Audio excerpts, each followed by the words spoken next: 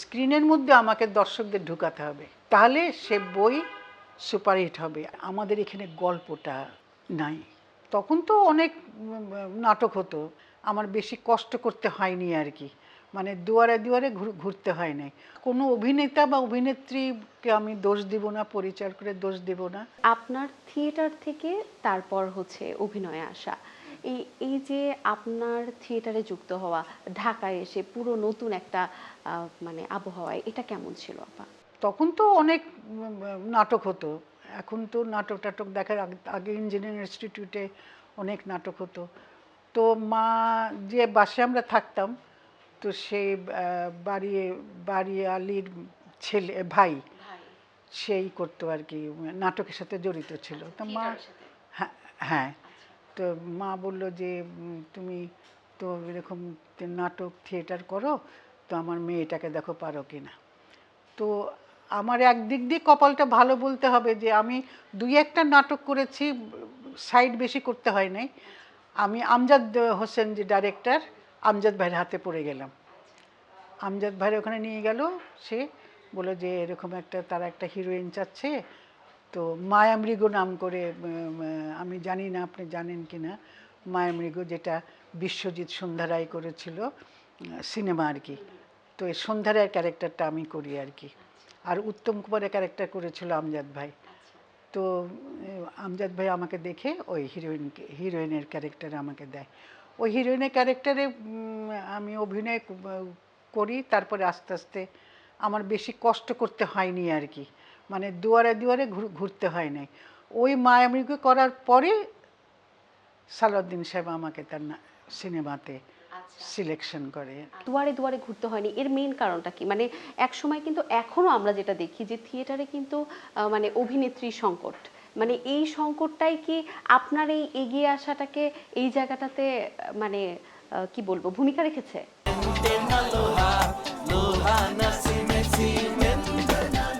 এগিয়ে আসাটা আমি তো তখন একদম ছোট, আর এখন পাওয়া যাচ্ছে না। আমি এখন তো বিশেষ থিয়েটারও করি না, নাটকও করি না, সেরকম ডাকেও না, এরকম স্টেজ হয়ও না। আর এখন যারা করে তারা হচ্ছে এক একটা গোষ্ঠীর সাথে সম্পৃক্ত থাকে, আমি সেটা সম্পৃক্ত নাই। কারণ সেটা আমি ব্যাপারে বলতেও পারবো না যে মেয়েরা কেন আসতে পারছে না। তখনও যে পরিচালকরা তখন দেখতো যে কোন বাসার মেয়েরা আসতে পারবে, তারা কিন্তু নিয়ে আসতো, তাদের বাসায় যেত, যেই বলতো যে আপনার মেয়েটাকে দিবেন কি না, বলতো, বলার পর তারপরে হয়তো দিলে নিয়ে আসতো, না দিলে হয়তো আনতো না। এটা আগে সিনেমাতেও ছিল আর থিয়েটারও ছিল। আপনার এটা কি মনে হয় আপা, যে এটা কি যুগের সাথে যে একটা মানে গ্যাপ বা যেই ব্যবধানটা তৈরি হয়েছে, এইটার অভিনয়ের যে জায়গাটা, এটা কেন? আমি না কোনো অভিনেতা বা অভিনেত্রীকে আমি দোষ দিব না, পরিচালকের দোষ দিব না।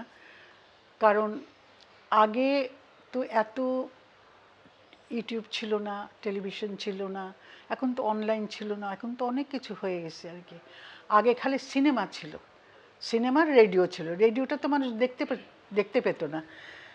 তো আমরা যখন অভিনয় করেছি তখন আমাদের কিন্তু এক হলে সুচিত্রা উত্তমের ছবি চলছে, এক হলে সুজাতা রাজ্জাক, সুজাতা আজিম, আর এক হলে মোহাম্মদ আলী জেবা, আর এক হলে ইংলিশ ছবি চলছে। তার মধ্যেও কিন্তু আমাদের সিলভার জুবিলি হয়েছে, গোল্ডেন জুবিলি হয়েছে। আমার যেটা অভাব আমি ফিল করি আর কি, আমি যেটা ফিল করি যে আমাদের এখানে গল্পটা নাই।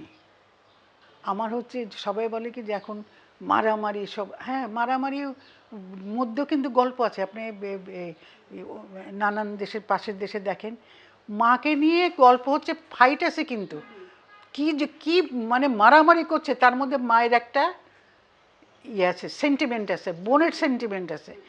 আমার কথা হচ্ছে মারামারি যতই করো, সেন্টিমেন্ট না থাকলে কোনো কিছুতে হবে না। একটা সেন্টিমেন্ট আনতে হবে, যেটা দর্শকদের, আমি স্ক্রিনে বই চলবে যে সিনেমা হলে, এই স্ক্রিনের মধ্যে আমাকে দর্শকদের ঢুকাতে হবে, তাহলে সে বই সুপারহিট হবে।